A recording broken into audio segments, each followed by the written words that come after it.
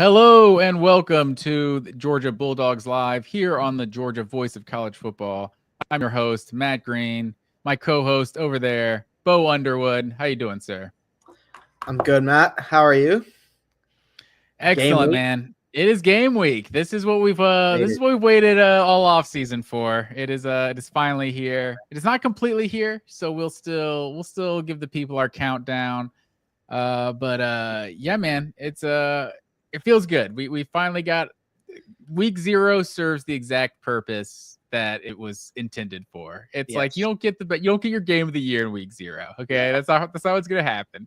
But you're gonna get a sloppy game between a couple teams playing over in Ireland where I don't know. I've heard it rains like 150 days a year in Ireland or something like that. I think they said that stat. It feels like more. I don't know. Every time I'm watching, or England too, like every time I'm watching a soccer match or anything happening in Ireland, this football game, it's an NFL game. It's always raining, like every time, or the field is just, I don't know. It's sloppy every single time. Yeah, the game definitely served its purpose, man. I just wanted a game that, like, going into the fourth quarter, the outcome was in doubt, and I just wanted to see some good good old dirty college football. Like you said, it was a very sloppy game. But yeah, no, dude, that was awesome. Just that definitely gets me pumped for the rest of the season. Anytime you can get 2 ranked teams in week 0, it's always an absolute win. So I had a great time watching that game. I saw a lot of people on Twitter were saying like, "Oh, like this game sucks. Like college football is so back. You know it's back when the game is just terrible." And I don't think that it was some awful game or anything at all. I thought it was pretty much what I was expecting. So yeah, I'm hyped, man. We're back. For sure. Like watching, like, entertainment value purposes, like that's as entertaining as, some 56-49 game with some mediocre ACC teams or something. You know what I mean? It's like it's not like offense just makes a game better. I feel like some of the chaos and the turnovers and everything is kind of, that's what we watch college football for. It's like it's good stuff. I honestly didn't realize, maybe this is my ignorance of the Big 12. I didn't realize Kansas State considers Iowa State a bigger rival than they do Kansas. They said that news to me. They said that in the broadcast, and I was also kind of like, oh, I didn't know that either. I guess I'm taking them at their word. That shows what we know about Big 12 rivalries. Yeah, someone threw out the term Farmageddon, but I thought that was a different rivalry, but maybe that is the one they call Farmageddon. That's what they kept saying. Yeah, so it's good stuff. We got a little bit of football back. I honestly didn't watch much the rest of the day. I know BYU, Hawaii, Stanford happened, but I was locked into the first one. I was too. But we are 5 days till the college football season truly begins for the Georgia Bulldogs, sir. I think the best number 5 of all time did not make the graphic. Personally, I think it's a quality of images issue from 1992. But Garrison Hurst, I think, part of the RBU heritage that is the University of Georgia. Garrison Hurst was a real deal, and I remember his. I don't know what his injury was, but he made his comeback. He was NFL comeback player of the year for the 49ers one year. And he had that, I think it was in overtime, like a 90-yard run against the Jets where he's just weaving in and out of the off the sideline. And I think he was eventually caught at the goal line by Mo Lewis, another Georgia Bulldog linebacker who was real solid. I think they probably played together. 91, 92. Mo Lewis is the guy who created Tom Brady. Oh, was he the one that rocked Bledsoe? Yes, he cleaned Drew Bledsoe's clock, and Tom Brady had to come in the game. Mo Lewis changed NFL history. Yes, he literally did. Yeah, Garrison Hurst was the man, dude. I know. Yeah, you brought it up. It wasn't his college career, but he broke his fibula, right? And it was it didn't heal properly, and it took him 2 years to rehab, and then he came back and he was just a beast. Probably also should have won the Heisman during his time at Georgia. Also, I feel like is that not regarded as maybe Herschel in 1980, but is Garrison Hurst in 92 or whatever year it was, that's regarded as the best Georgia season ever that like didn't result in a Heisman win almost. That's what I always used to hear. Yeah, it's and it's interesting too because I'm pretty sure he finished third, and it's like Marshall Faulk finished second, and it's like I think because Marshall Faulk's so good, you're like, oh, well, that's legit. But it's like he was at San Diego State. I don't know what the strength of schedule was at San Diego State, but I'm sure it wasn't Georgia's in 1992. But yeah, Yeah, Gino Torretta, known as like one of the worst Heisman winners of all time for most people, the game manager on like the best team in the country, basically. Yeah, dude, Hurst was a baller. Also want to shout out Terry Godwin. If we're going number fives, that's one of my dudes for been one of my dudes for a while. He was a very dependable receiver for many years with the Bulldogs. Had a sick catch against Notre Dame in 2017. Threw a touchdown against Georgia Tech in 2015 in Mark Richt's last game. A lot of really lit Terry Godwin moments in Georgia football history for sure. Yeah, I was thinking that number 5 in general has been some of the most memorable plays in Georgia football history were made by number 5s. Like you talk about that one-handed catch versus Godwin. It's like iconic. Or I said versus Godwin versus Notre Dame. It's like iconic, honestly, in Georgia lore. It's on my countdown on my screen that I update for the countdown on my cell phone. But also the national championship. I mean, the two biggest plays of that 2021 national championship game have to be the touchdown to AD Mitchell to take the lead in the fourth quarter, and then Keely Ringo sealing it at the end.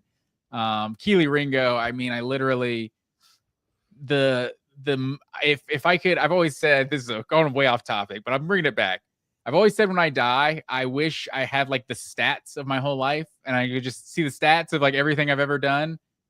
I would love to see the numbers on how many times on social media I have watched the Keely Ringo interception. Biggest third down of Bryce Young's career. Like I've seen that so many times, and every time it comes up, like I have to watch it again. Like that and Jorge Soler's home run in the World Series. I don't know how many times I watched those two videos. Yeah, it's definitely one of those clips that you pretty much have to stop what you're doing and watch it, no matter like whenever the algorithm decides to show you that clip, like you have to indulge. I feel like AD Mitchell has. I mean, AD Mitchell has the game winner against Ohio State in the semifinal too. There's so many clutch number 5 moments from over the years, man. It's a great number for Georgia. Yeah, absolutely. And this year, I mean, it wouldn't surprise me if the best player on Georgia's defense and the best player on Georgia's offense this year were number 5. Like it's not out of the realm of possibility. I mean, it wouldn't. Raylan Wilson and why am I blanking? Noah Thomas. Yeah. Those could be the two best players on each side of the ball this year. Yeah, I wouldn't go as far as to say like the two best players, but I think at a minimum they're both going to be heavy contributors. They're both playing pretty like stacked position groups, I feel like, but like they're at the top of their respective totem poles for sure. Especially Noah Thomas. I mean, I wonder what kind of chip Raylan Wilson's going to play with, because I like you said, I'm not predicting him to be the best player on Georgia's defense, but I think he could be up there. And with his high school pedigree and what we've seen so far, it wouldn't shock you if he took a Quay Walker-esque leap in his second year as a starter. But not comparing him to Quay Walker, but I think I'm just wondering what kind of chip on his shoulder that this guy has, because me and you included, cannot stop talking about Chris Cole and Justin Williams that are beneath him on the depth chart. So this guy, and then CJ Allen's the one getting the first team All SEC type love. Like Raylan Wilson's kind of been that forgotten about linebacker that's going to make a big impact for Georgia this year. Yeah, I guess he is kind of the one that's been swept under the rug a little bit because everyone just gets so excited about everybody else. But yeah, I mean, he's a freaking athletic freak of nature. He gets to the ball like a heat-seeking missile. I mean, he has track speed for the linebacker position. It's just they have such a good problem to have at off-ball linebacker because, of course, you have CJ Allen there, who's an All-American type of guy. You have Justin Williams and Chris Cole, who are these two blue chip recruits. So it's just like One of those guys is going to be talked about less than all the other ones, and that has wound up being Raylan Wilson, but he's still going to be the week 1 starter there, I think. I don't think it would be very stunning if it was anyone other than CJ and Raylan in the middle for week 1. Yeah, for sure. And Raylan Wilson, I think, is just as highly touted out of high school in just terms of recruiting ranking as any of those other guys. Like he was a maybe not ranked. I think Justin Williams is probably the highest ranked one. Like he was like top 10 player, I think, overall. But they're all like 5 stars, roughly the 20th to 40th best player in the country ranked coming out. Like they're all studs. Yeah, dude. No, they have a truly stacked group there, which we've spent the whole offseason talking about it, man. I cannot wait to watch that group play. They're gonna be sick. Absolutely. But yeah, Terry Godwin, deserving of a shout out as well for the number 5. But let's move to there's a little bit of news this week, and this is my pet peeve. This is my pet peeve of the SEC. Do they know nothing about owning the news cycle? Like it's so weird. Maybe it's a little weird right now because you don't know the schedule for 2026 or what the SEC was going to do. But the season is starting and now we're dropping this bombshell about what's going to happen in 2026. I feel like it was the same thing. It was like when the playoff was happening and they announced we're going to a 12-team playoff like in a year or two. It's like every time, like, and then when you want people to care about the postseason, it's like 90% of the sport cares about, their recruiting class or whatever percentage of teams coach got fired, they're trying to replace him. Like it's just so hectic, and they never the NFL knows how to dominate the news cycle. It's like college is always just doing things at weird times. But the big news we got was that the SEC is going to move to a 9-game conference schedule. And with 3 locked rivals, 6 rotating teams. I've said this for a couple years. Like people talked about the pods and stuff and like the different. I was like, no, the only way to do it is the 3 locked rivals, 6 you got to go to 9 games. Like that was the only way in this 16-team league. That was the only way that you were going to have a legitimate conference. Otherwise, you're just like SEC in name only. Like we've talked about, Georgia still hasn't played at Texas A&M. They've been in the conference for 13 years and they haven't gone to College Station. It's the weirdest thing. So now everyone's going to play everyone twice in a 4-year period. Like it's going to be amazing. And then everyone's got to play the 1 Power 4 matchup on top of that 9-game schedules. But what was your first thoughts when they came up with this news? Finally, my first thought was finally. It's ridiculous that they had been dragging their feet with this for so long, and there were people legitimately arguing that no, it's okay for the SEC to expand and not add a conference game, as if that makes any sense. No, I mean if you have 16 teams in your conference, you should be playing that extra game, buddy. Yeah, this is a very good thing, I would say, for fans of college football overall, that they don't have to watch Georgia play, Charlotte or UMass in November anymore.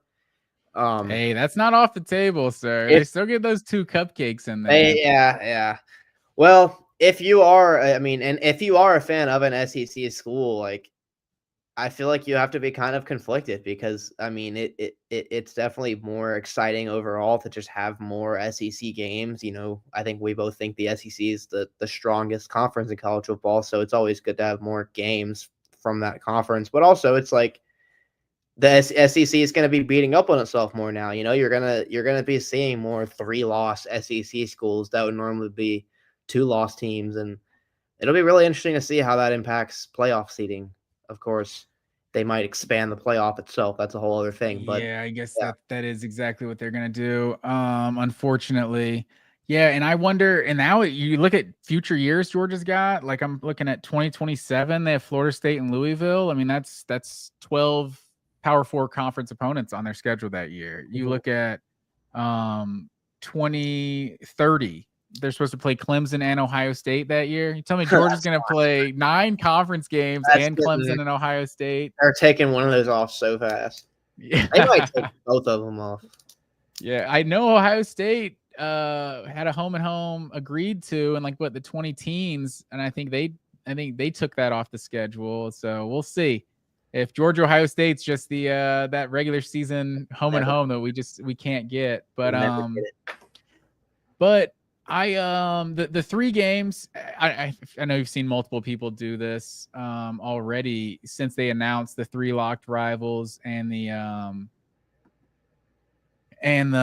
6 rotating games. So I like to take the liberty to do it myself as well, sir. So if you see the screen here, you got everyone's got 3 locked rivals, and I will say this is very difficult. A lot of people want to be like, "Oh, it's so easy. Georgia and Tennessee have to play every. Oh, you can't not have Auburn and LSU playing every. Yeah, it's like I get it. I'm a traditionalist like everyone else, but it's really hard when you're actually having to line these games up and everyone gets one of these 3 locked opponents. So this is what I have for every single team.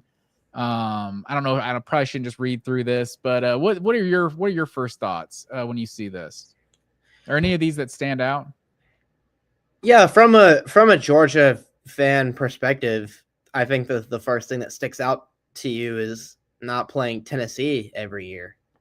And my first thought is what the heck, man? That needs to be happening, like what you're saying. But then you think about it and you go, well, hey, if Tennessee has, they only have 3 locked in spots that they play every year, it's like, well, they have to play Vanderbilt every year and they have to play Alabama.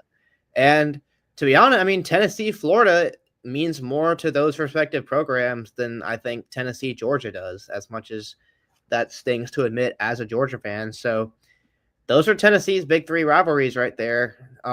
Georgia, of course, the 2 non-negotiables for them are Florida and Auburn. And yeah, I think you have the conversation that I've seen has been a debate between Kentucky and South Carolina for that 3rd spot for Georgia.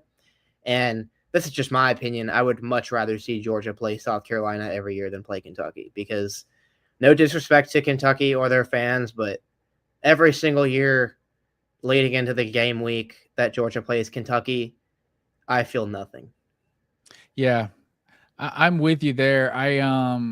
I've been to one, and then I mean, there's been 2 games, Georgia Kentucky games in the last, I don't know, in the Kirby era that were like legitimately deciding the SEC East. Like, yes. And those games meant nothing. Like, I think was Kentucky game day in 2021? Yes, I know it was like a top 10 matchup, right? It was game day because they had like Will Levis. Yeah, and it's like I didn't for 1 second think we were going to lose that game. No. Like it didn't feel like the town. I don't feel like Athens had like the same kind of big game kind of energy that it kind of does, and like the Tennessee game I went to last year. I don't know. It's just, and then the 2018, that was like a late November game too. Like winner gets in the SEC championship, and it's like, okay. And Georgia, they felt over by the end of the first quarter. DeAndre Swift, one of his better games in his Georgia career. But yeah, I'm with you. I felt like Georgia's always kind of felt like South Carolina's like Super Bowl, like not like trying to throw shade like fans do on Twitter or anything, but it just feels like that's the biggest game to South Carolina. And so I personally felt like that one had to be in there. But I think the thing everyone gets caught up on, because I think Kentucky's a perfect example, is they want to make the 3 games as even as possible. And I think that's where people get really just misguided in this argument. Because you look at Alabama, Auburn, Tennessee, and LSU. How are we playing Auburn, Tennessee, and LSU every year? Meanwhile, Kentucky's playing South Carolina and Mississippi State and Vanderbilt every year. And it's like, that's a legitimate question if you're playing a 3-game schedule, but you're going to have 6 rotating opponents. Yeah. And look at who Kentucky's opponents are in the year 1 rotation: Arkansas, Florida, Georgia, Ole Miss, Tennessee, and Texas. And then the next year it'll be Alabama, Auburn, LSU, Missouri, Oklahoma, and Texas A&M. Where is the easy schedule in there? Like everyone is going to have a gauntlet. So I think people are getting caught up on like, let's try to make these 3 games even versus no, we need to make it like try to preserve as many like just traditional rivalries as we can in those 3 locked games. Yeah, I'm 100% with you. I really don't think it's important at all to be considering like balancing it out there, because like you said, the focus when college, particularly now, it's more important than ever to preserve these traditional rivalries when it comes to college football, just because we have things like this happening where conferences are changing unrecognizably every offseason, and the playoff is about to be 50 teams and the regular season is not about to matter at all. So like it's pretty important that we still have the Iron Bowl every year, man. For sure. We're And gonna have like a bunch of. I saw. I don't know. Not to interrupt you. You've seen that Nate Bargatze, SNL George Washington yeah, yeah, sketch. I of saw course. someone posted over the weekend that was like, "We're gonna have 100,000 seat stadiums to play college football," and it's like, Yeah. "Are we gonna play in those stadiums, Oh, sir?" Like, no, of course not. We're we're gonna gonna play play in in NFL neutral stadiums. sided NFL stadiums and Yeah. in Ireland. No, But sorry, I didn't mean to absolutely. interrupt you. No, yeah. Like I was just gonna say, like, yeah, you don't want to get into that line of thinking, because then it's like then you're getting rid of the LSU Bama game because you don't want to make LSU's schedule too hard every year. And it's like, no, that's the wrong way of thinking, man. I think we need to be getting as many rivalries as you can to fit within the math. And then if Kentucky's three yearly SEC opponents are like too easy, that's fine, man. That's honestly fine. You know what? The SEC is going to be a bloodbath no matter what combination of teams that you're playing in it. And if we can give Kentucky a little bit of help out here, I think we should. Yeah, sure, but they're not going to get any help. There's no scenario where their I'm just saying, schedule let is them play easy. Vanderbilt every year. Like that's fine. Like Yeah, no, that they is can do that. fair. And I feel like it's Kentucky, South Carolina feels like annually, though both of those teams, it definitely felt like it last year. Obviously, those two teams turned out to be way different last year, but it feels like an early season game where it's like, okay, this is a crossroads moment with South Carolina and Kentucky. Which team's going to be the worst in the SEC? Which one's going to be like pretty solid Like, this year? okay. It's like They if really we lose this one, that we have no hopes of competing at all. they really do take turns doing that, don't they? Where It kind of one feels of them that will be way. like, "Oh, look at these guys," and then the other team will win like 4 games. Yeah, exactly.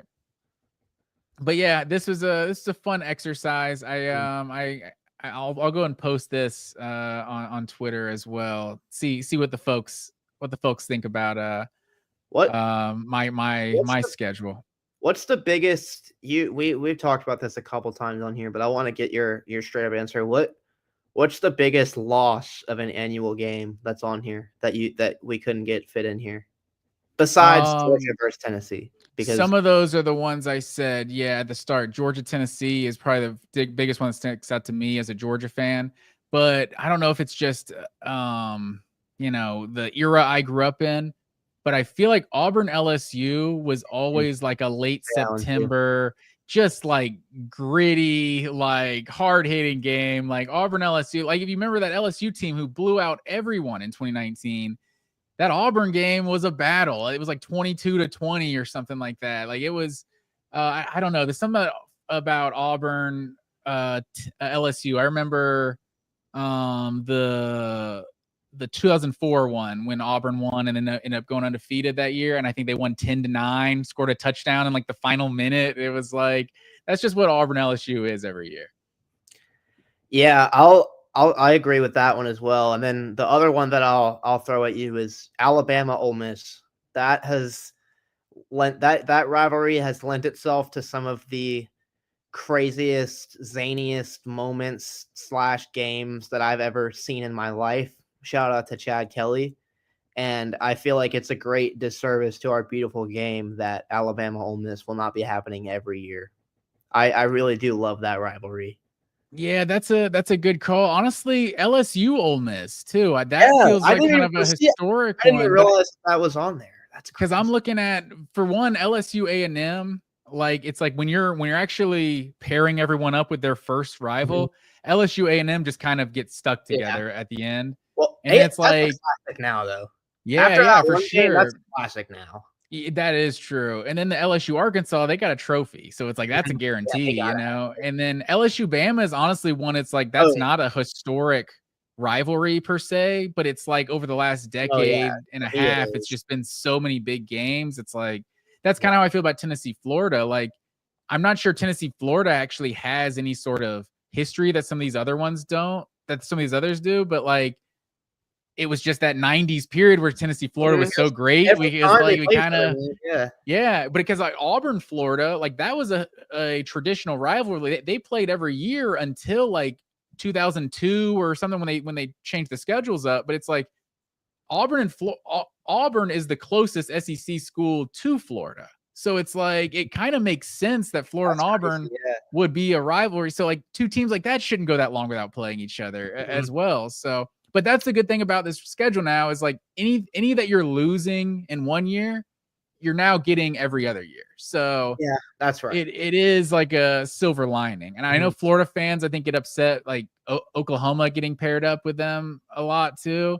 They just played in that one national championship game. And then that bowl game that no one cared about in 2020 when Florida benched all their starters and everything. I was really excited that, like, we've talked about the All-Star game before. Dude, I was really excited about that Florida Oklahoma. I forgot that game even happened. That was that was a gross, disgusting game. And Kyle Trask played and nobody else did. And it was like his worst game of his whole career. It was like, it was terrible. Yeah. Shout out to Kyle Trask for playing in that game though. Cause that was cool. Like he had no reason to be there other than just like love of the game. So shout out to Kyle Trask. Yeah, for sure. So it's like, I guess, and it's just like when you end up pairing teams together, it's like Oklahoma, Florida just get kind of stuck. But yeah, some of these aren't necessarily what you would think of as rivals. You got Missouri, Oklahoma, you know, historic Big 12 teams. Like, yeah, you could throw them in there. But like Mississippi State, Auburn, I'm sure no one considers that a rivalry, but they've played every year for probably like 100 years or something, you know? So I don't know. And in Texas, Arkansas seems like they embrace the Texas rivalry. So it's like that one, that one's got its history. So yeah, some of these have like their three like clear rivals. Some are unnegotiable, non-negotiable, I should say. Like Alabama and Arkansas are kind of like, okay, those have to be their teams. And then some of them, like you said, Vanderbilt kind of messes a lot of it up because like Vanderbilt, Tennessee, it's an in-state rival that has to happen. But yeah, this was I think for anyone looking at this, what your hypothetical schedule could be in a year, it's going to be a gauntlet and it's going to be a lot of fun. Yeah, absolutely. I'm honestly kind of pleasantly surprised looking at this system that there's not like we just named a couple rivalries that, you know, we're sad to see go as an annual thing. But like there's nothing really that I've seen, you know, set the internet on fire today or anything where it's like how, and I know the official locks have not been announced yet, but I don't anticipate there ever being a something where it's like, how are these teams not playing each other every year? You know, like I think they generally did a pretty good job of getting the games that you need to have on there, and then those kind of secondary, more auxiliary rivalries, like they do suck to part with, but like we're getting them every other year, like you said, versus like the system that they just had where it was 8 games, and now Georgia might not have ever played Texas A&M ever again if we didn't add this 9th game. So I really am pleased with. I think considering how crazy conferences have gotten and everything, I'm pleased to see the SEC arrive at this system. I think it could have been a lot worse. Yeah, because we don't even know how long it took to get through the rotation the way they were doing it because they never actually got through it. Like we still haven't played at Texas A&M, and like Alabama goes to Georgia in 2015 and now they're coming to Georgia again in 2025. Like I don't know, it's all kind of messed up. And that's another one I forgot. Florida LSU has been a great rivalry in recent years. So it's like that's be another one you lose every year. But I think some of those to lose every year to gain some other ones, or to lose some of these every year is worth it to gain some of these other ones every other year. So I think it'll be worth it. It'll be a lot of fun. I don't know how they're going to determine how these 8-4 teams and with these schedules stack up to 11-1 Big Ten teams, but I don't know. As long as we get 4 teams or so in the playoff, I guess it's all good. Yeah, that'll be a nightmare trying to have all those conversations about how does 9-3 Auburn stack up against 11-1 Iowa State, but thankfully they're just going to expand the playoffs so damn much that everyone's going to get in, and we never have to have any of those conversations ever because everyone's going to make the playoffs. So we have that to look forward to, I guess. I hope if they do something crazy like that, I just hope we get at least to the Final Four with all games on campus. Like and they should all be on Saturday as well. They better, man. But they're not. They're gonna play in their stupid corporate sponsored NFL stadiums.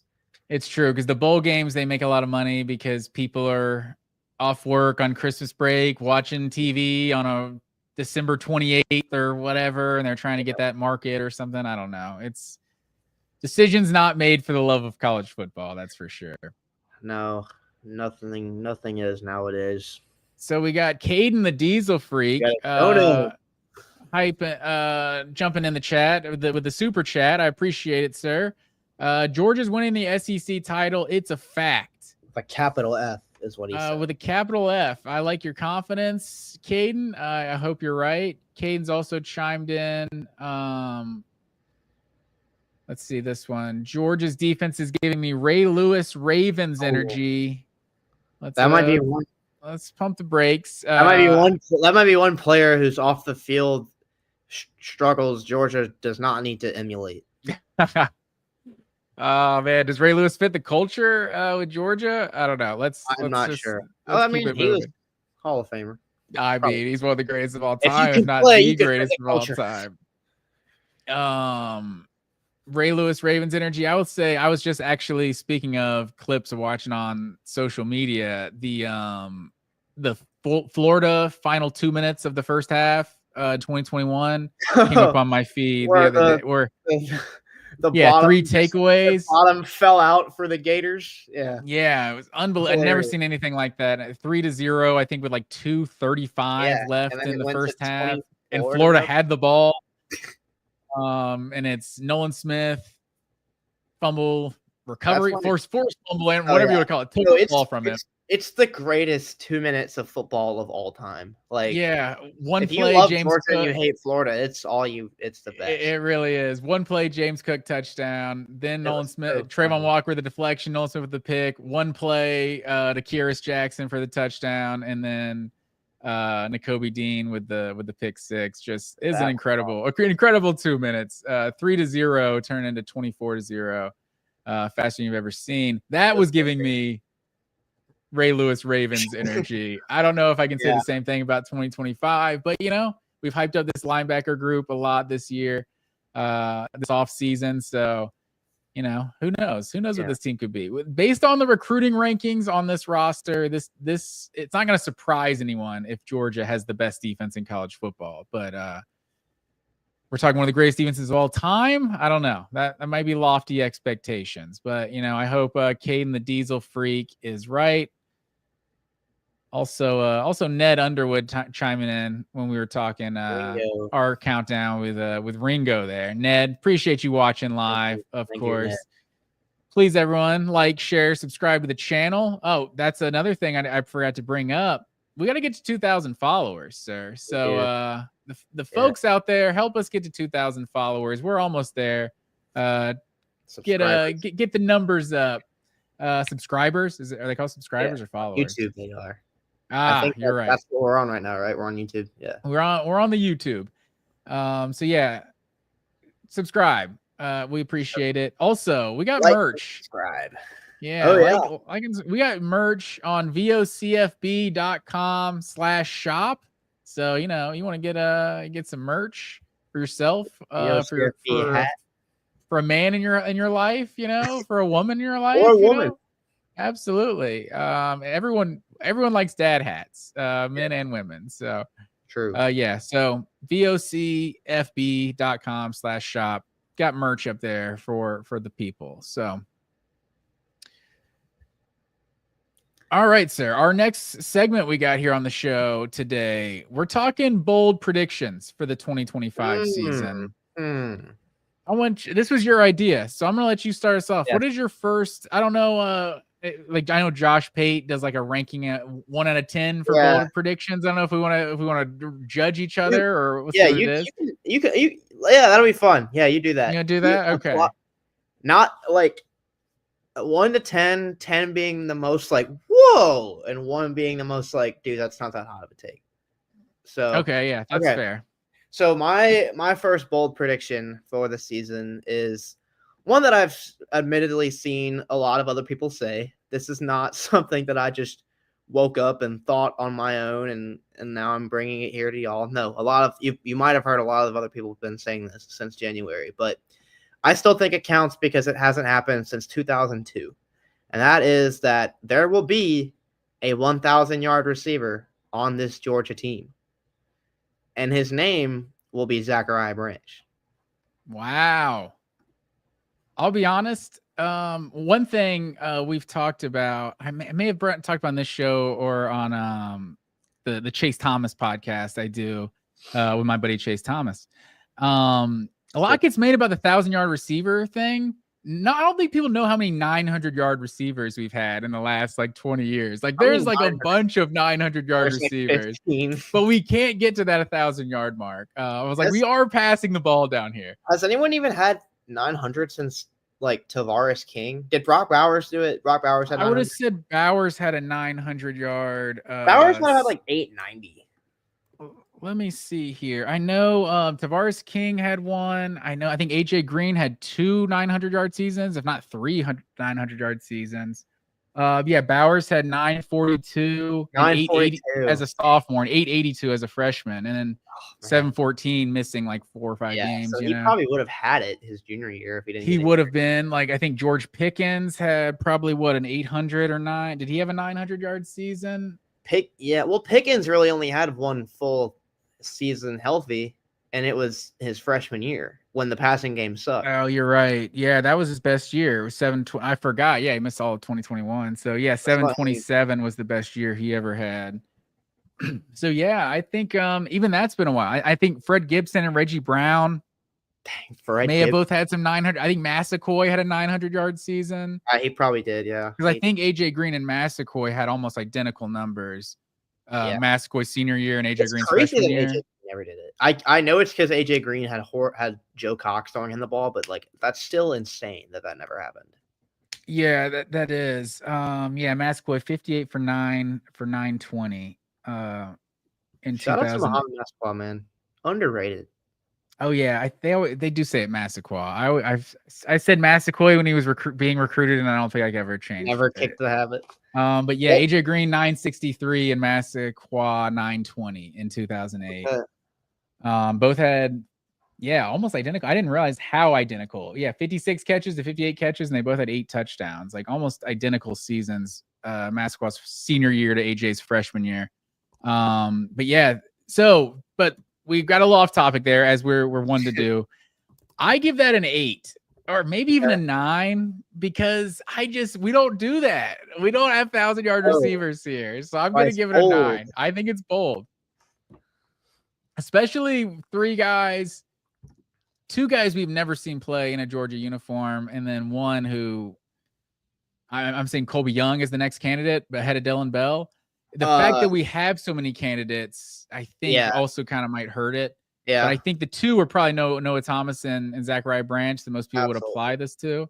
I really just think the only one with a realistic shot at it is Branch. I think he has a perfect situation in terms of like he's in the slot. They're going to need to get him the ball. And he's also got way more of a big play ability than the guy that was in the slot for them last year, Dominic Lovett. Yeah. I can see it all coming together. But if Gunnar Stockton just turns out to be bad, then he probably won't get 1,000 yards, but we'll see. Because Zachariah Branch's career high in yards is like not even 600. So I am asking him to take quite the leap in terms of production. Okay, so I'll give that a 9, and I'll feed off of your hot take with one of my own. Bold prediction of my own, I should say. And because I thought you might go the direction you went.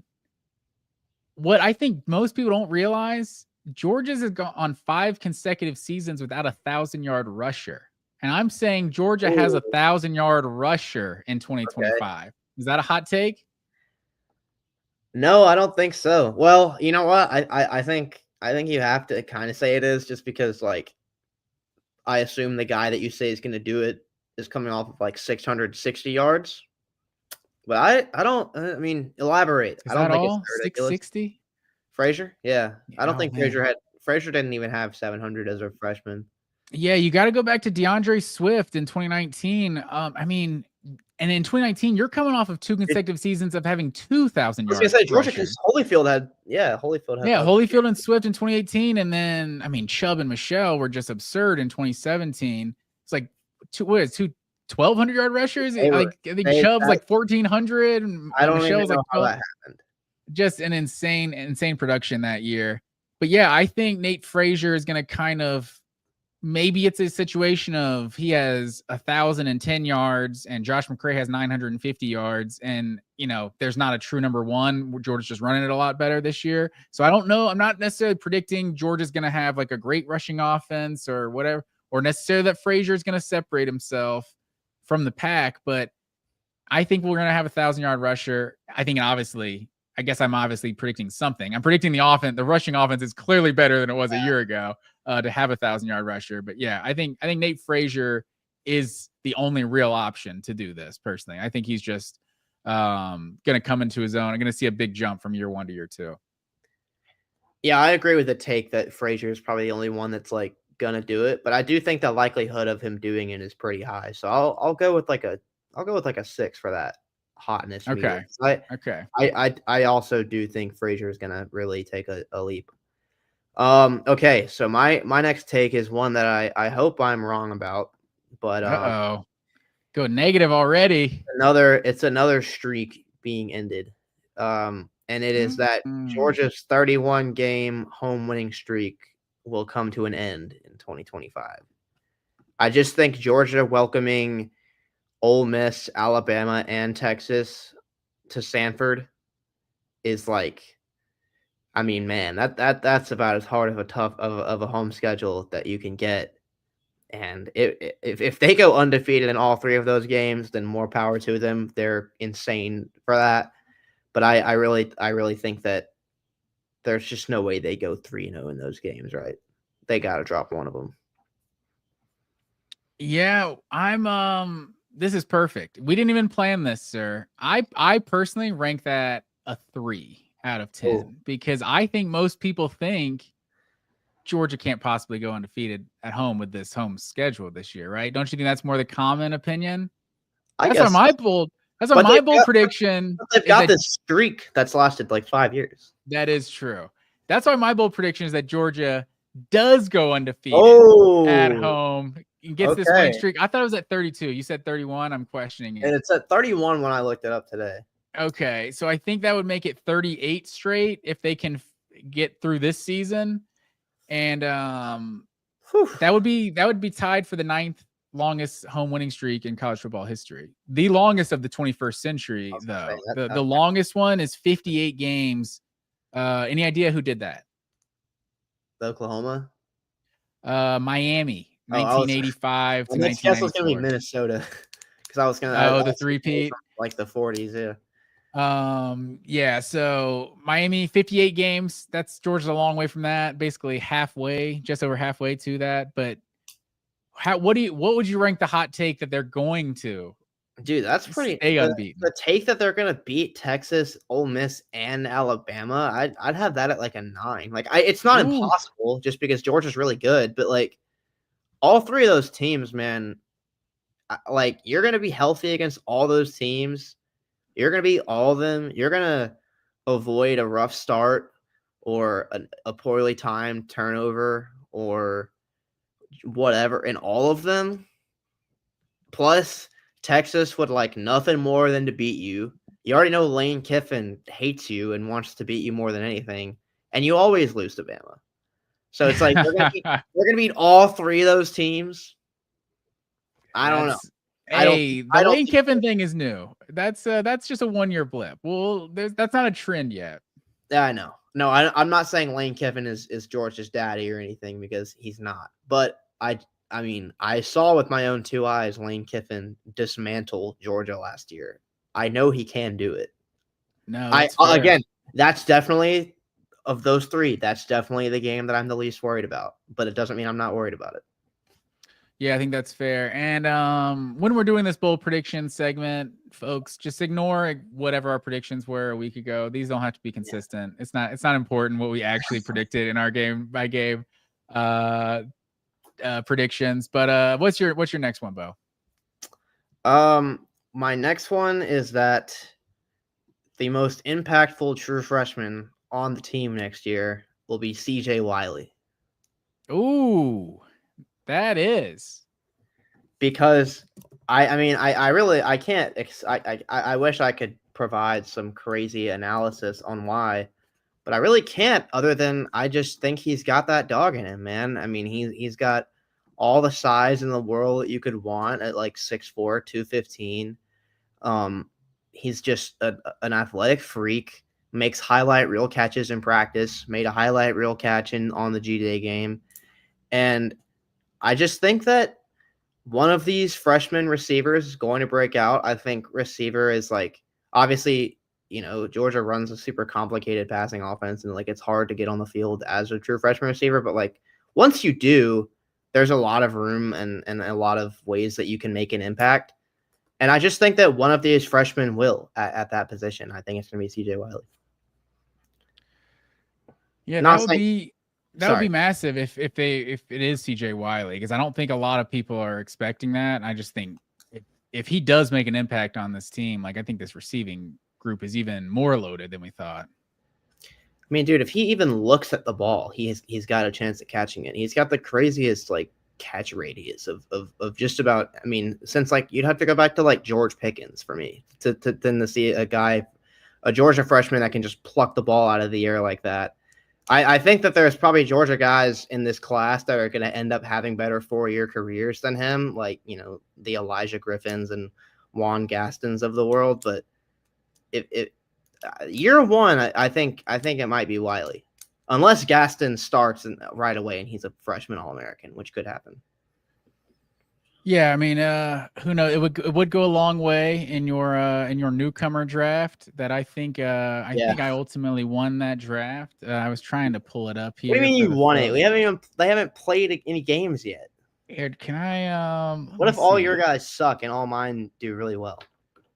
Let me see if I can pull it up for the good folks here. No, maybe not. It's great radio. It's coming. It's pretty far. Oh, wait. I just saw it. You just had it. There we go. Let me pull it up here. This is it right here, sir. If CJ Wiley, which this is a really fun topic we did a few weeks ago, but if CJ Wiley turns out to be our best freshman, I think that goes a long way in you winning this. Because I should say, impact. This is impact newcomer. Because I think the first one, was he the second? Elijah Griffin was the first freshman that was drafted. Oh, and then I took Juan Gaston. I think Elijah Griffin first, but then I freaked out about how freshman edge rushers never get on the field, and freshman receivers kind of do. Yeah. I was surprised Taylon Taylor was not the one that we ended up picking, and Bo Walker and Juan Gaston, the two freshmen I ended up with. So we'll see. This will be fun. We'll revisit it for sure and see. I have no idea what our criteria is. It's just it'll be vibes based. We'll know who had a bigger impact. But hopefully Juan Gaston, from what it sounds like, Juan Gaston's gonna be that guy at the right guard position to open the season. So, but obviously that's a speculation. Kirby's not giving us that information because Kirby doesn't give us any information. None. But my next hot take, sir, is another streak. We've talked about the 2,000-yard rusher streaks at 1,000-yard rusher and 1,000-yard receiver. There's another one that Georgia needs to snap. My hot take is that Georgia's going to have a 10-sack guy in 2025. Ooh. And do you know the last time Georgia had a 10-sack guy? I feel like 10 sack, double-digit sack guy. Was it like Richard Seymour, man? Oh, you don't have to go back. Oh, man. Are you forgetting about the 3-time All-American David Pollock, sir? You don't have to go back that far. Yes, I am. I am David Pollock. No, it's not. You know what? You don't have to go quite back that far. Is Pollock the last one? No, Pollock was not the last one. Pollock was the If- Pollock was like in the middle of a streak. We had like several consecutive seasons of double-digit sack guys. They don't have them anymore because they rotate so much. No, I think of the Kirby era. I was looking it up. I think it's Azeez Ojulari with like 8.5. Yeah, I was gonna say. I think, although I think it was either 7.5 or 8.5, and I think it was in 2020. So it's like he would have been a double-digit sack guy. Adam Anderson in 2021, I think had like 6 or 7 sacks in 6 games before his issues that removed him from the team. But yeah, there was a crazy streak. I'll go all the way to the streak. Pollock had 3 in a row in 02, 03, 04. And Quentin Moses had double-digit 05. Charles Johnson in 06. Marcus Howard in 07. And then Justin Houston in 2010. Justin Houston's the last guy to do it? It is not. The last one. I was just teasing you. 2011 and 2012 was the last guy. I did it twice. That would be Jarvis Jones. I forgot all about Jarvis Jones. Yeah, Jarvis Jones, man. Top 10 Heisman finalist. Do you have a pick for who it will be this year? Yeah, I mean, I think the only candidate to me is Elo Mendozi. I think he's got maybe I'm putting too much on the transfer from Army. He's coming off 8.5 sacks or something. I think a year ago at Army. He had like 4.5. I thought. Are you sure about that? Maybe 6.5. Maybe. I thought. Oh man, this is a really hot take. That I think this streak might continue. If it was, I was thinking he was closer to double digits than that a year ago. 6.5. So yeah, split the difference. Well, his website says he had. Oh yeah, 6.5. Yeah. Oh, okay. So yes, maybe split the difference. It would be taking a little bit of a jump, go 6.5 to double digits, but Georgia's gonna play 16 games to win a national championship. So we'll see. You'd be banking on that, and I think that would have to be part of it, probably. This isn't a bad year to predict a 10 sack guy, just because Georgia doesn't have the ridiculous amount of depth on the edge that we've become used to. So Mendozi, there's a high chance that he plays a much higher share of snaps than like the typical starting edge rusher would at Georgia, just because they're going to need him to. Like we've heard that they're trying Chris Jones out there, and we know that they like Quintavious Johnson, and we know that they have like 3 true freshmen there that they like. But like really, it's a lot of it is going to fall on Mendozi and fall on Gabe Harris, and the higher upside guy there, for my money, I'd probably lean towards Mendozi still. I just, Gabe Harris has been a rotational guy for the last couple of years here, and he's made some plays when he's gotten on the field, but Mendozi being a bit more of like the unknown at that position, yeah, I feel like you could bank on him a little bit more. I don't think either of them is going to have 10 sacks. I just don't. But if you asked me who would be more likely between Harris and Mendozi, I'd probably go with Mendozi. I will reserve the right to count this regardless of what player does it. I'm just calling it a double. There's a double-digit sack guy. I'll give you that. I think the number one candidate, though, I would definitely say is Mendozi. But yeah, who knows? Maybe it's Chris Cole, and he's just some sort of one-man wrecking crew, and he's the best player I've ever seen. And he lives up to all the hype and dreams that me and you have. But let's not put that on Chris Cole just yet. But we will never want to do that. But yeah. So what's your ranking on a double-digit sack guy? What is that, 1 through 10? I think that's pretty high. I'd go 10 for that. I don't see that happening, man. 10 sacks is a lot. Like that's in this day and age of college football, like you get 10 sacks, you're a beast. You get 10 sacks in the SEC, you're going on round 1. Does Georgia have a first-round pass rusher on the team? I don't think they do. I think they had 2. They do if they have a guy who gets 10 sacks. They had 2 last year, and neither of them sniffed it. So yeah, that's fair. Jalen Walker had like 8 sacks.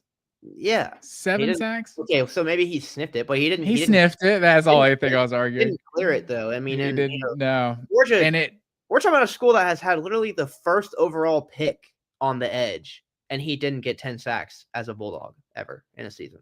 So I just don't think I don't think it's happening.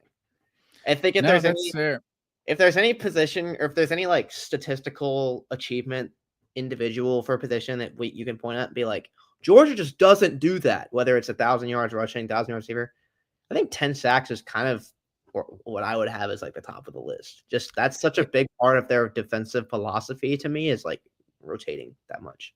No, that's true, and I think that's a reason it hasn't been done in recent years. But I think you kind of nailed where my logic was. That for one, I think it's going to be a lot like last year of like we're going to be a lot of 4-quarter games that the reserves are not going to be playing, just getting snaps at the end of garbage time at the end of games.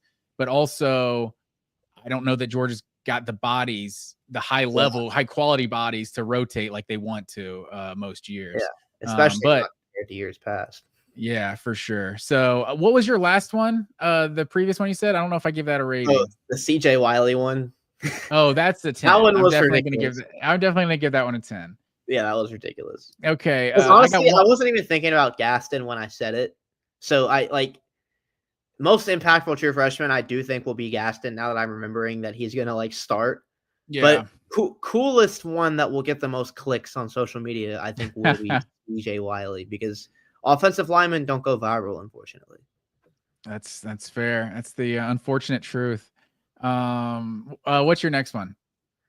My next one is, and this is the last one that I really want to like say with my chest because the last one. Okay, here, let me do mine first because I'm not as proud of mine. So let me end. We'll end on the strong one.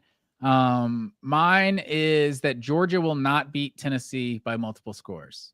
And before you say that's easy, Georgia's won 8 straight games over Tennessee by multiple scores, an average of 25 points per game in margin of victory in the last 8 versus Tennessee. So what do you rank that between 1 and 10? I mean, I'd have to go back. I think when we did our score predictions for each game last week, I think I had us beating Tennessee by 2 scores, but it was like barely 2 scores. It wasn't, a comfortable win. But I don't think that's that ridiculous to say either. I kind of agree with you that Tennessee is going to be a big struggle of a game this year. It's at a premium time in the schedule. It's literally the first conference game of the season for Georgia. It's Gunnar Stockton's first true road start in a hostile environment, and maybe I'd say if it's not the hardest hostile environment to play in at its peak, it's in the top 5. Like as much as Georgia, yeah, like we're happy to go over how much of a easy time it's been for Georgia playing Tennessee in recent years, but generally speaking, man, like it sucks to play there, and it's gonna be really hard. And this Georgia team, more than anyone that we've maybe ever seen under Kirby Smart, is young. It's inexperienced. It's just got a lot of question marks. And those are the kinds of teams that go on the road and get caught unprepared, get caught slipping early. So I do agree. I think Georgia's going to beat Tennessee just because for all the question marks and shenanigans that Georgia's had this offseason, God, Tennessee's had it way worse. But I do think it's going to be a game that many people will still be interested in the fourth quarter. I don't think this one's going to be wrapped up by the end of 3 like it usually is. Yeah. What number do you put on it? Out of 10, I'll give that like a 2. Yeah, I think that's fair. And you, by the way, your score, you had 20. If you had said they'll lose, I'd be way higher. But not winning by 2 scores is like probably not. Yeah. You picked 20-10 for the record, so you did have 2 scores, but you think it's going to be a close game for sure. Yeah, I think that'll be 13-10 going in the fourth quarter. All right, well, my last one that I really liked, because my 5th one is like Chris Cole is going to be a beast, and I don't think that's like, yes, he will. But my other one, it's also defensive personnel related, and that is that Ja'Cory Thomas will start for like the whole year. I think Ja'Cory Thomas is the new Dan Jackson in this defense. He might not have the lure and like the cult following that Dan Jackson had last year, and the story of like, he's a huge Georgia fan, and now he's living on his dreams every game day. He's a walk on. But Ja'Cory Thomas is a dog through and through, and he looked pretty good last year. He made a couple spot starts throughout the season. I think he recorded like 3 starts. Looked really good against Clemson, especially. See, I was thinking the Clemson was the one he got taken out early because I didn't think he looked good in that one. Dude, That's how I remembered it. But maybe it's just because KJ Bolden is better. Okay, Bolden did end up overtaking it, but dude, I swear he had a couple really sick PBUs in that game. There was one pass because Bolden played. I remember that stat that Bolden played the most snaps, I think, on the whole team in the first game.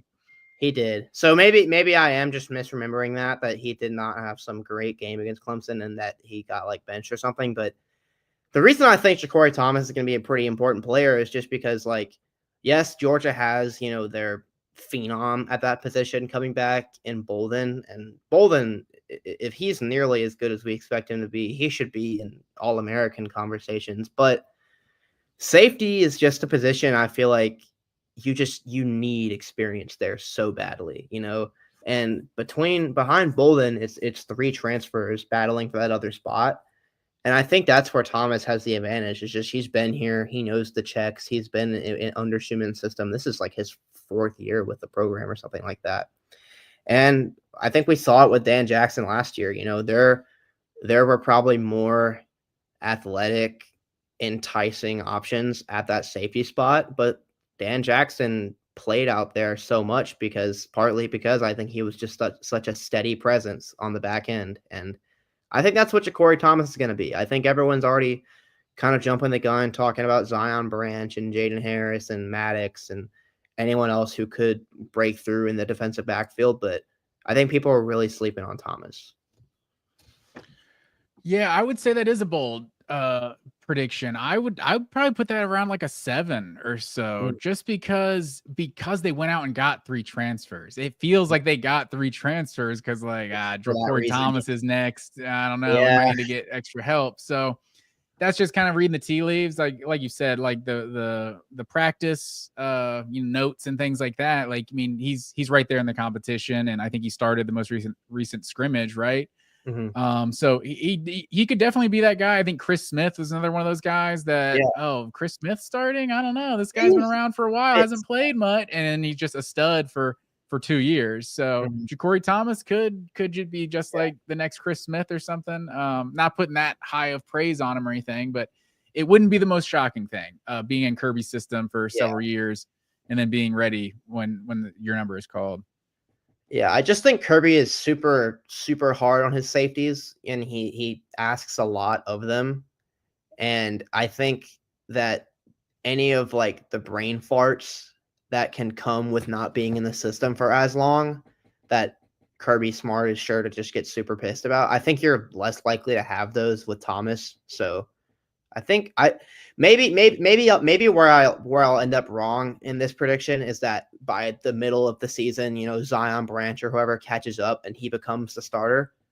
But I do think for at least the first couple months of the year, Thomas is going to be the guy back there, which some fans might be like, what is this guy doing? We got 3 transfers. For sure. And I appreciate Southern Paradise watching in the chat. Is that a horse you got there? Nice, maybe an equestrian fan here. My dog's bringing it home this year. So Southern Paradise, I hope you're right. Okay, so let's I wasn't even and I see the other comment. I'm not really sure if I know the any details, so I'm just gonna leave it at that. But D-Rack, is that D-Rock or D-Rack? Is that an O or an A?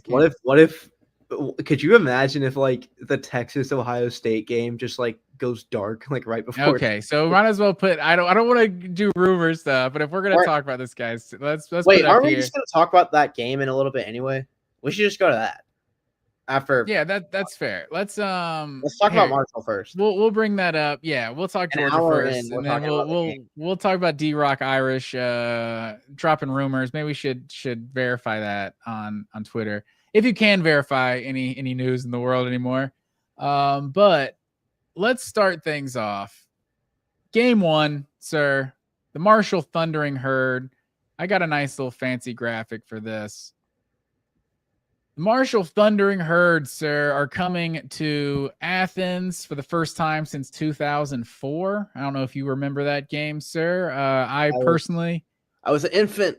Were you? I personally remember this game because that's 2004, the year Georgia was like preseason #1 by a lot of people. David Green, David Pollock's senior year, and this was like the third or fourth game, and they won 13-3, and it was like, what is going on? And we almost lost to Marshall. Like, what is happening with this team? And they may have lost to Tennessee the next week because they lost pretty early to Tennessee that year, but very uninspiring performance last time. Marshall had Ahmad Bradshaw that year. Oh, did they? Yeah. Shout out to Ahmad. Is that? It's probably not. It's probably after Byron Leftwich, right? I literally looked it up to see if they either had Byron Leftwich or Chad Pennington, and they didn't. Okay, I know Pennington. Matthew McConaughey was not the coach either. But they are still Marshall. They are. 2000. I just know Pennington is the 2000 draft because I had like a bunch of rookie cards, like when I was whatever grade of the 2000 class, and that's Tom Brady's class and everything. Shout out to 2-time NFL Comeback Player of the Year, Chad Pennington. There you go. And this is a debated topic, I know, for you in your all-time wide receiver rankings. But Randy Moss, I think the greatest of all time. You have to put Jerry Rice as the GOAT, but Randy Moss is probably my number 2. All-time great Marshall Thundering Herd. Any other great Marshall Thundering Herd you got off the top of your head? I think we said those like the big 4 I can think of. Those are the big ones that I can think of. Actually, Ahmad Bradshaw, that was a deep cut. I don't think I would have. Bradshaw was really good. Other than that, like there's not a ton of Marshall guys. I know they had a guy get drafted this year, but I don't really want to talk about him. Fair enough. So I was looking at the 2024 record, which is tough because Charles Huff was their head coach last year. They go 10-3, win the Sun Belt. And I had it written down. Now he's at Southern Miss. So 56 guys transferred in, 50 transferred out, including 21 that went to Southern Miss. How relevant are last year's stats? That's debatable. They averaged 31 points a game, pretty similar to Georgia, obviously different schedule. Gave up a lot on defense. They scored 14 points per game in the 2 games they had versus Power 4 opponents, which I don't have those right in front of me. I know Virginia Tech was one of them. I don't think it was 2 teams. Did they play Alabama last year? That may have been the other one. They might have. But yeah, there was 2. They had 2 Power 4 matchups, and they didn't do much in those games. Averaged 35 a game, in the other 11. They played Ohio State last year. They played Ohio State. That was the other one. Okay. They lost 49-14.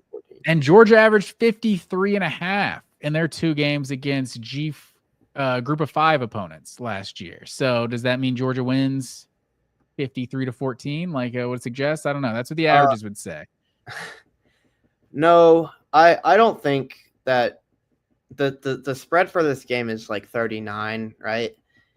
I don't think Georgia will cover the spread in this game just because it's their first game of the year with a starting quarterback and like an almost all new starting offense. And I think anytime those are the circumstances, you're just going to come out with a pretty vanilla game plan on offense. So I don't know.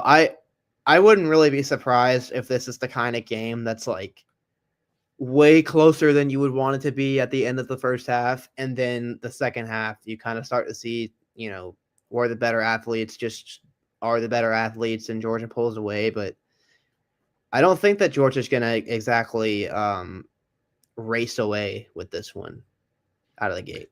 I mean, I think neither of us would be surprised if Georgia's up 7-3 at the end of the first quarter, or it's 3-3 at the end of the first quarter, and a bunch of people want Mike Bobo fired. I think that'll be pretty standard operating procedure. But yeah, I'm kind of with you. I think they'll settle in and probably win big. The biggest thing is Marshall allowed, and like I said, it's hard to know what they're going to be from 2024 to 2025.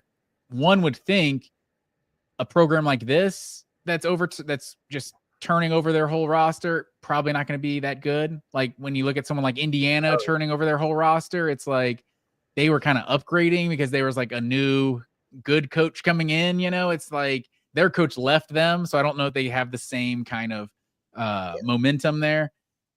So they allowed close to 180 yards a game on the ground last year. Obviously Georgia had difficulties running the ball, but I would think Georgia's gonna be able to run all over them in this game, obviously with all the guys they're replacing and everything. So I think that's big.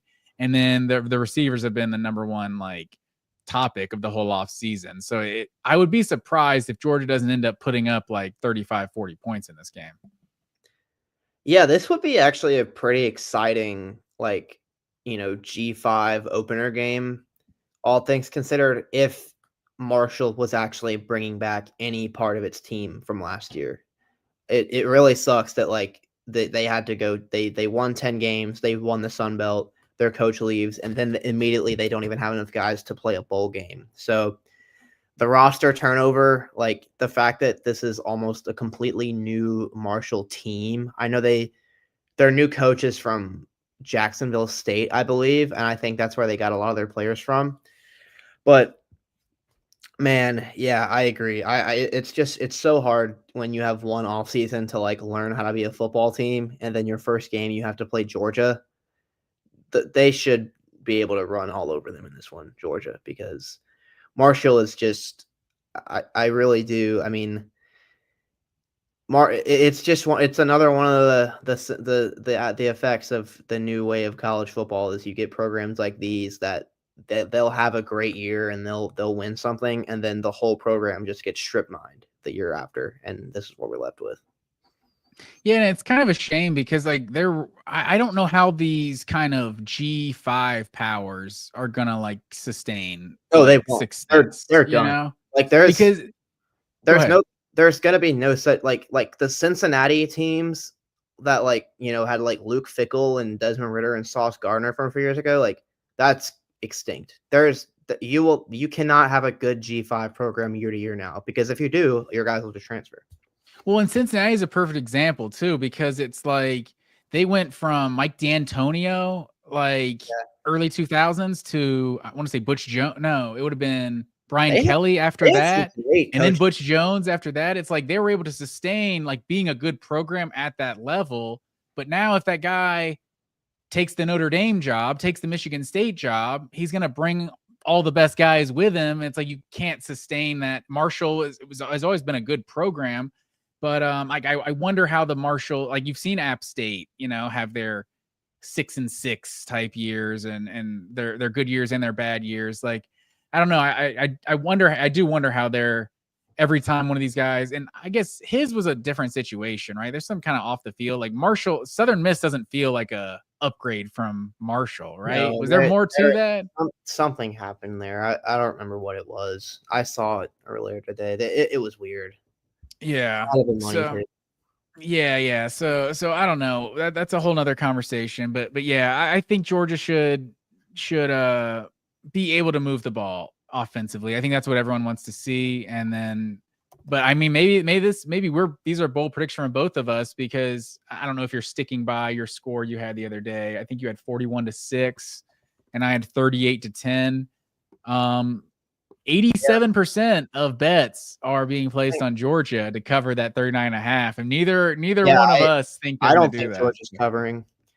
I'll stand by my 41-6 prediction. I think that feels about right for this game, but I do not expect Georgia to cover in this one. Yeah, I'm with you. I think 38-10, I think kind of describes the same thing you were saying. Like, maybe it's not.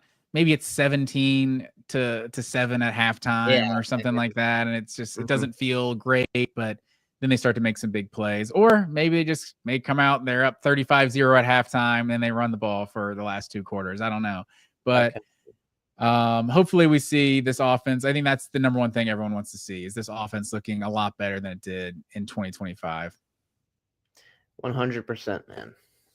Yeah, I hope they let Gunner make some big boy throws. I honestly, obviously the focus should be on protecting him and not showing too much of your offense or anything first and foremost. But I do hope that there's a couple plays where they really let him, step up and fire one over the middle, or just let like a hole shot rip down the sideline, because I don't want to see them, using training wheels with Gunner until it's the Alabama game. I kind of want to see them let him cook like right now, just so we know what we have.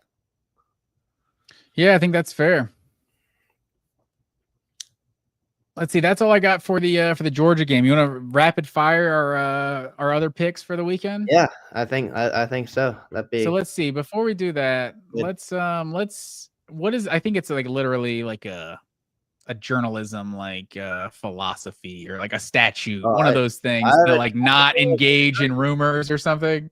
Yeah. I think it's literally you're not supposed to do this, but you know, let's engage in the rumors. D-Rock Irish says, according to On3, and we haven't verified this or anything, Fox and YouTube TV are in a carriage dispute. Is that the right word? Carriage dispute ahead of the CFB season. Deadline to reach an agreement is Wednesday at 5 p.m. Eastern Standard Time.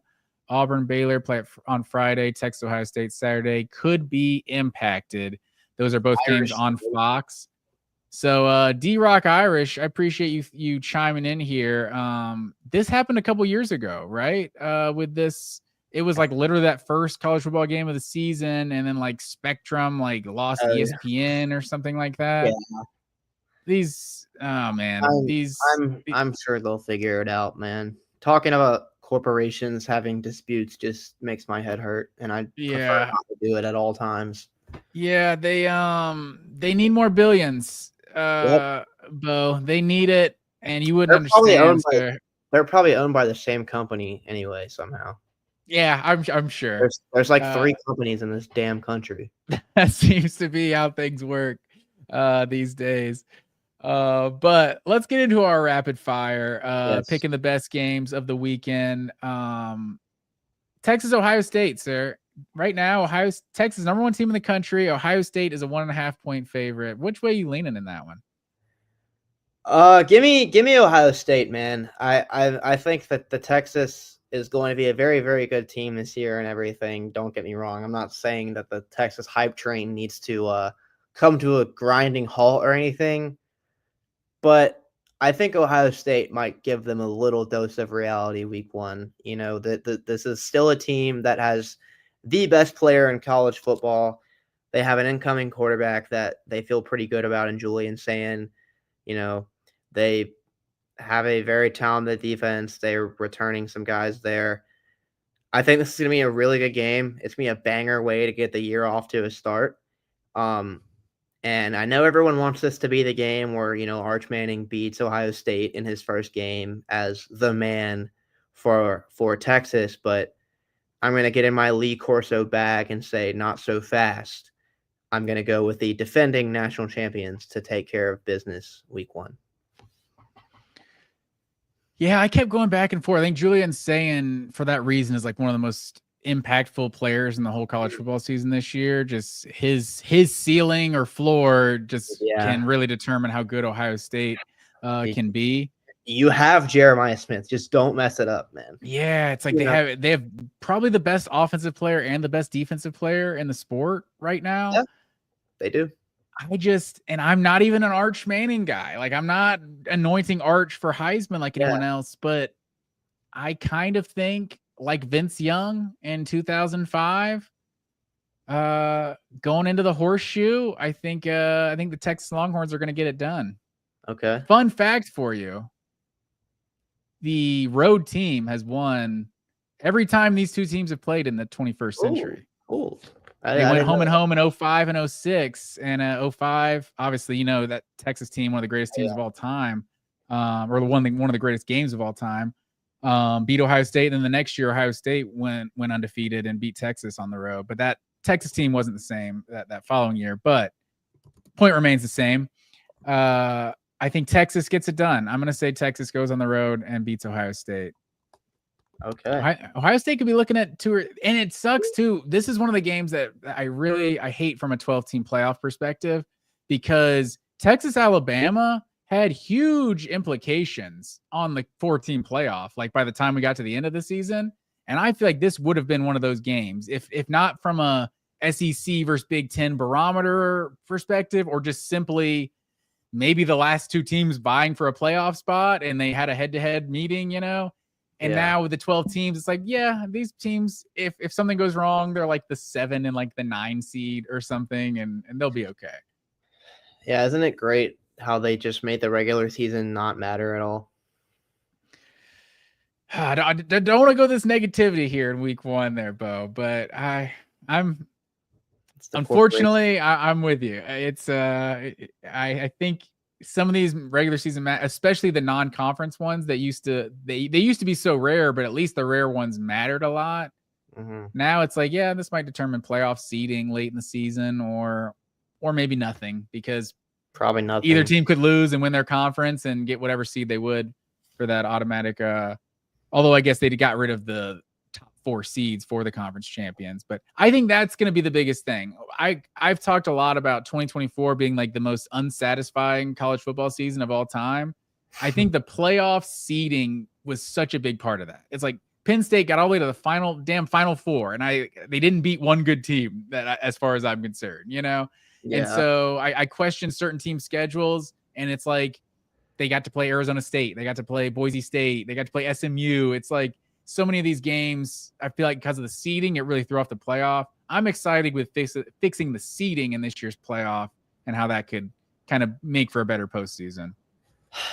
Yeah, just go back to 4, man. What's the next game? I'm with you. What's the next one we want to talk about? Tennessee, Syracuse. Tennessee 13.5. That's also a noon kickoff. Tennessee's a 13.5 point favorite. Any upset potential here for Syracuse? I mean, yeah, I like Brown. So I'll always give Syracuse a shout out for that reason. Yeah, I think you could there's definitely some upset potential just based off of the turbulent offseason that Tennessee is coming off of. You never know what they're going to come out there looking like, but I'm still going to stick to, like, I think Tennessee is going to win this game, but you never know. We don't really know what they are this year, so we'll see. Yeah, I think I'm with you. I think I'm going to say Syracuse covers this spread. I mean, think about how many terrible starts Tennessee got off to last year. How many, was it scoreless first halves they had, or just first halves they had without a touchdown? That was, wasn't it? Yeah. Yeah, there's several games. I think a lot of them were on the road, but yeah, I think there's something. And then this offseason, it's like went about as bad as it could go. Heupel, for whatever reason, like Tennessee still has this reputation of being a high power offense, even though he's been there for 4 years, and two years, the most recent 2 years, their offense wasn't good at all. So it's interesting and offensive minded. Yeah, he is a good offensive coach. Generally, it's just like runs a bit of a formula.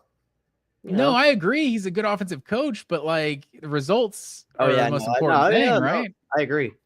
So I don't know. I think I wouldn't be surprised if we're looking at the defense is probably still good again a year ago. The defense was one of the best in the SEC last year. I wouldn't be surprised if we're looking at some kind of 20-10, 20-13 kind of game. That's kind of a rock fight into the fourth quarter, but Tennessee comes out on top.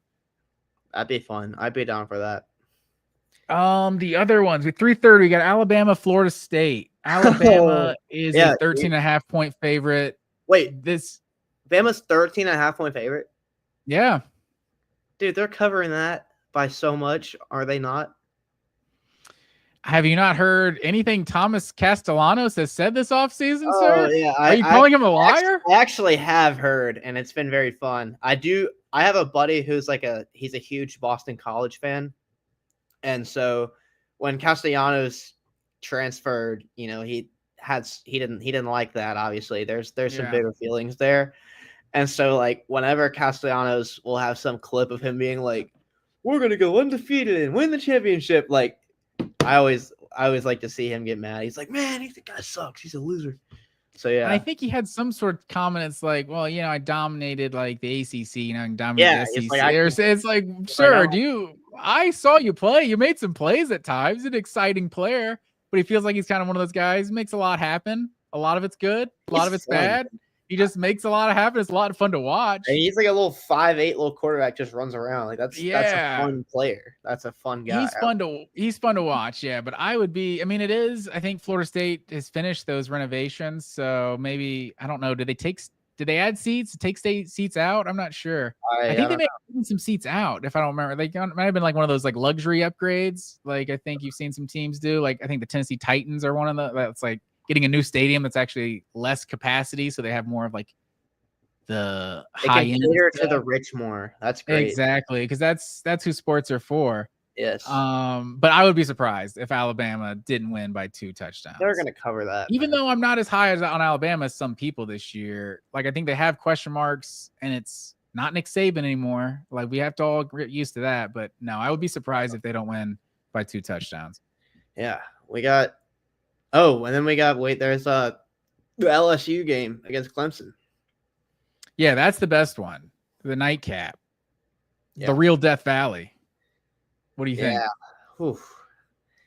Man, that one's gonna be fun because it's. I mean, that's 2 of the best quarterbacks in the country going at it in week 1, and that's always gonna be a treat. I think what it's gonna come down to is who can put more pressure on who's quarterback. And I know LSU has Harold Perkins coming back from an injury, which, I mean, that's a huge deal. If Harold Perkins looks anything like what he looked like as a freshman, he could be a world beater. But I trust Clemson's defensive front a lot more. I mean, they just have a lot of guys up there that, like, we know are certified dogs, Peter Woods and the like. I think Nussmeier, as great as he is at times, and I saw that they gave him 18, which is like that's a huge deal. He can be a little wily, a little erratic when he faces pressure, and he might make a throw or two that he'll want back later. So for that reason, I'm going to go with Clemson. I just think that I trust them more in a game like this. I trust Dabo Swinney to win a game like that, and yeah, I cannot wait to watch this one, though, man. This was going to be really good. Yeah, this is going to be a good one. Can I be Buzz Killington here for a second? This LSU number tradition stuff is the lamest thing. You think it's lame? I think it's cool. So is he actually going to be number 18? Yeah. Because last year they did this with Will Campbell, that they like gave him the number 7 jersey. They did I do remember that. They did give but it he to never wore number 7 because I'm like, is there starting guard gonna be wearing number 7? You're not allowed to do that. Like linemen have to wear like 60s through 70s. So 50s.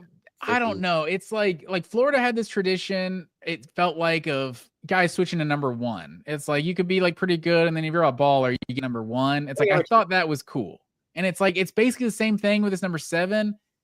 I just don't like it. Longer. And LSU's been doing it for longer, and they have like a sicker legacy of it. No, see, I think LSU has been doing it more recent. It was organic at the start, and then it got forced. It was because who was it? It was Morris Claiborne, right? That was 7, and then he like players do lots of times. It's like he passed it to Tyrann Mathieu, and so Tyrann Mathieu took it. Mathieu was the one that really started it, and then because then he was the one that was like sick. Well, and then Fournette, I think, came to was either from the same high school as Tyrann Mathieu or like just from like the same area. So there was like some connection. You know what went wrong is they gave it to Jonathan Giles, and he like didn't do anything. And then they were like, well, and then they gave it to Jamar Chase after 2019, but then Jamar Chase opted out of the season. Yeah, he just never wore it. Like, I don't know. I think it's cool though. Who do you think? I don't know. There's something I just find lame about it. I don't know. Number 7, it's like it's cool to have like a good player number 7, but when you're changing from number like 4 to number 7, I don't know. It's like you have a single digit. Like, what are we doing here? I don't know. Like it feels like a cool way for like a guy who doesn't have a cool number to get a cool number. But like, I don't know. Is Nussmeier actually going to wear 18? Like, he's been there like 4 years, number 13. Although I think he was a different number as a freshman because I looked it up earlier. But he's only played as 13 now. As last year, he's switching to 18. I don't know. That just bugs me for some reason. It's a downgrade of a number. Also, that was the other thing with Florida. It was like there was a few guys in a row that did it. Like I know, like Percy Harvin went from 8 to number 1. Also, number 1 is like the number 1 number. So it's like switching to number 1. It's an upgrade from everything. If I'm number 1 on the team, why I have a good season, I'm going to switch to number 7. It's like what are we doing here?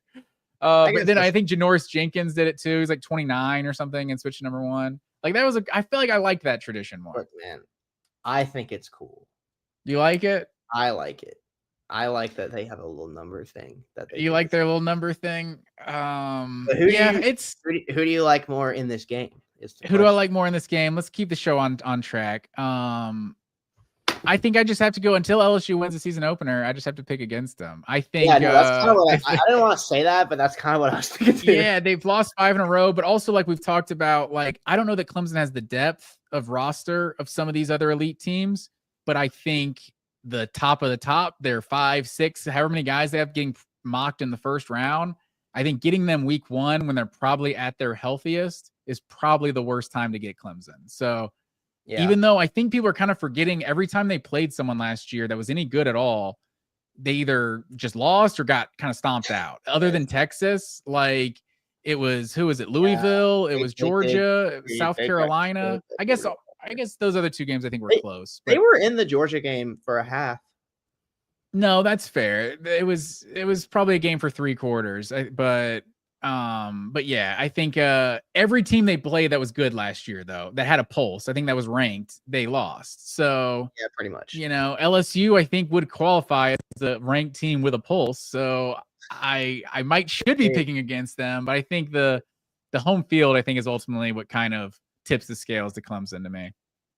Yeah, them winning a natty and then not winning a single season opener after that is like so funny to me. But yeah, I got Clemson in this one too. And then do we want to do Catholics versus convicts before we sign off? Yeah, this one feels like has Georgia relevance. You got the team that beat Georgia a year ago. Yeah, I wouldn't think about that. Carson Beck. I was just thinking as a fan. I'm you know what I'm gonna do? I'm gonna watch the 30 for 30 this week again, and I'm really excited about that. The Catholics versus convicts 30 for 30. It's one of their best ones. Yeah, that was a good one for sure. And you saw the clip. Did you see the clip on like it's circulating social media today with Ian Book talking about? Yeah, I mean, so I'm so stoked for this game. Like I cannot wait. Miami Notre Dame. It's gonna be awesome. So what do you what is it? 2.5 Notre Dame's favorite on the road. Dude, what do you think about this? I gotta pick my boy. 2.5. I was thinking straight up, but 2.5 Notre Dame favorite. I'm gonna pick my boy Carson Beck, man, to get the win, dude. I think maybe I'm still salty about the playoff, and maybe I'm just too much of a Carson Beck lover to cloud my biases. But are you a Beck sexual? Yeah, I think that's what they call the LeBron fans on Twitter. No, but I'm excited for this game. It would be it's a great opportunity for Carson Beck to go out there and get a signature win and, really endear himself to the Miami fan base right off the bat, which would be good because I know that he's something of a polarizing player these days. But I'm really excited about this game. Notre Dame, I mean, who knows what their offense is going to look like with CJ Carr, having a more traditional passer in there versus a guy like Riley Leonard, who, is like a power run type of guy. So both of these teams, like every freaking college football team, is replacing their quarterback and replacing like their whole offense and everything. But I'm going to go with Miami. I like the fact that they have the 4-year SEC starter quarterback. I know their team overall is probably just not as talented as Notre Dame's, but I'm going with Beck. This is a Georgia show. Yeah, this is a Georgia show. You would think it's a Georgia show. You'd pick against Beck with Notre Dame with how most of the fan base feels. Yeah, I kind of tend to agree with you. I get a tough read on this game. I think it's the Riley Leonard factor. Like their offense wasn't great a year ago, but Leonard seemed to be so much of the engine that kind of ran that offense. So not having him, beast, man. Yeah, I mean, he made a lot of things happen, especially on the ground. There's also a chance this defense. He had the Elway helicopter against Georgia. Do you remember that? Like that was crazy. Did he hit a helicopter? I don't even remember that. Didn't he like dive for the sticks and like helicopter? I think he did make a big time play. I probably erase that game from my memory. Yeah, no, me too. I don't know why I wrote it up. Sorry. But yeah, I mean, I think there is a chance that Miami comes out and the defense is just as bad as it was a year ago, and Jeremiah Love runs for like 250 or something, and they blow him out. So like, I think that could happen, but I don't know. I tend to worry about Notre Dame's offense without Riley Leonard. So I'm gonna take Miami as well. I'm gonna take Miami to win this one. D-Rock Irish. We're finally talking his stuff over here. Dude. Here's a stat right here. Mario Cristobal 1-6 versus ranked teams with Miami, and Marcus Freeman is 14-5 versus ranked teams for Notre Dame. I don't know. Those are all getting these numbers, D-Rock, but that can't be accurate.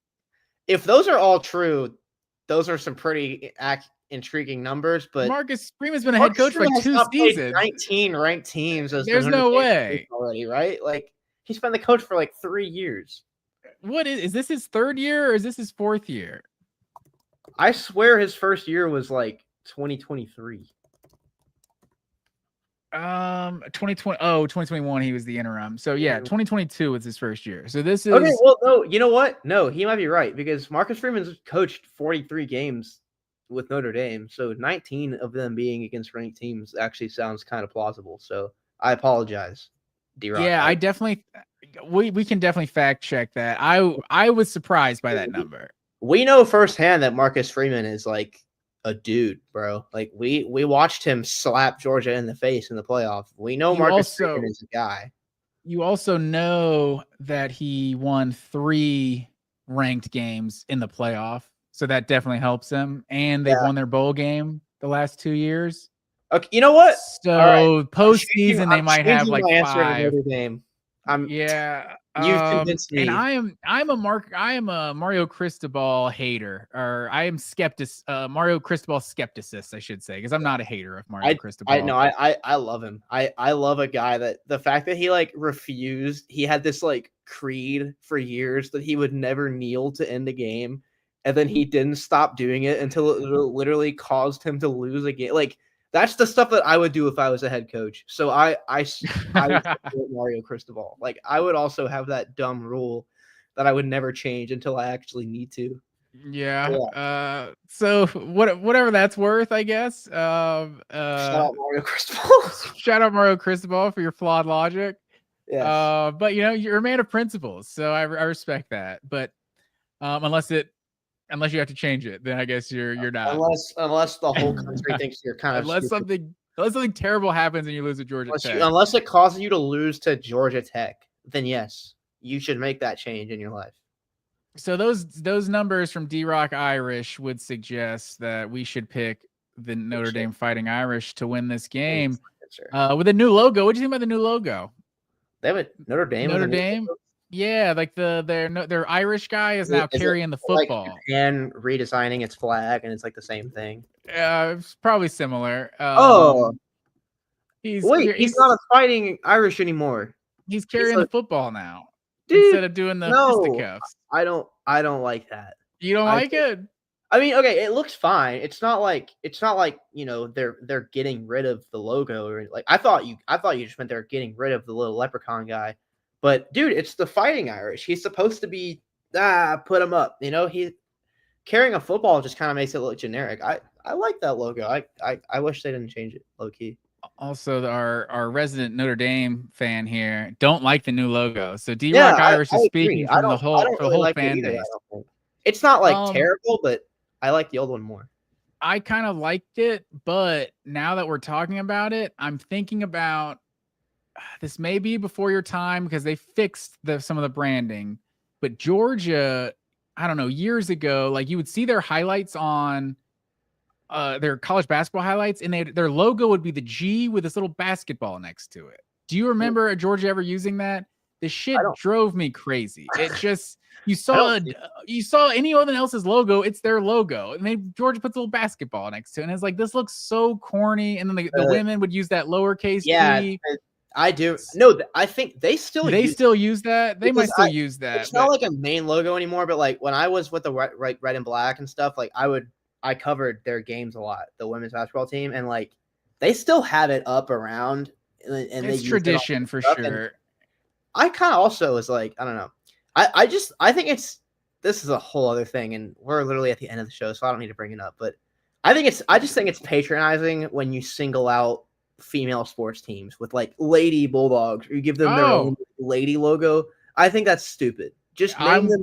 It's patronizing, and we shouldn't be doing it. I'm with you 1,000% here, sir. I've talked about this. I was like 8 years old, like going to my brother's like basketball games, playing AAU, going to these random schools and stuff.